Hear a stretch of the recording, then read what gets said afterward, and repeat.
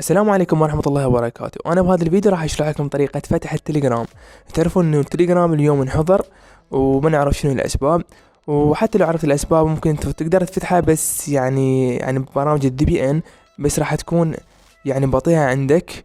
والتليجرام بالأساس كان هو عندنا بطيء، يعني سيرفراته بطيئة يعني تشلح قلب يلا تفتح. ولكن أنا بهذه الطريقة راح أعلمك طريقة سريعة جدا وحتفتح التليجرام بيها، ويكون عندك سريع وما راح يسبب أي بطء عندك بالإنترنت. يعني الطريقة كالآتي: احنا راح ننزل هذا البرنامج اسمه يور فريدوم بلس. هذا البرنامج متواجد على جوجل بلاي وبكل السيرفرات، ومن ضمنها سيرفر الايثر لينك وسيرفر اسيا سيل، ويعني كل السيرفرات الموجودة مال اودي وغيرها، وحيعجبك البرنامج طبعا.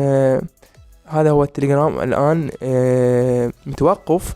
ندخل على البرنامج،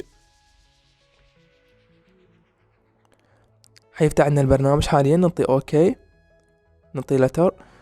فانت تشوف عندك هنا اول شيء اللي هو هذا السيرفر الاول. عندك هنا عندك سيرفرات هي اساسيه هاي بالبرنامج. طبعا انا هختار هنا يونايتد ستيت.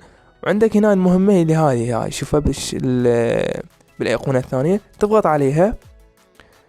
عندك هنا عندك هاي السيرفرات هي العربيه، وممكن انت تختار اي واحد من ذني، بس انا انصحك انك تختار السيرفرات هذه اللي هي الايثر لينك. هذا انا طبعا السيرفر مالتي ايثر لينك، اشتراكي على الايثر لينك بالاساس، فاختار ايثر لينك. ممكن انت تختار اي واحد من ذني، بس السريع هذا انا اذا اشوفه ايثر لينك هو هذا اشتراكي بالاساس. تضغط عليه وتضغط على ستارت، حيشتغل عندك وسريع جدا، يعني ما راح يسبب لك اي مشاكل. هسه حاليا اتصال، اروح للتليجرام. هذا التليجرام شوفه اشتغل التليجرام بهالسرعة، شفتوا؟ ف يعني سريع جدا وسلس جدا. مثلا لو دزيت هنا رسالة، شوف السرعة مالته، شوفوا يعني ما يعني مثل الطبيعي، ما راح يسبب لك اي مشاكل.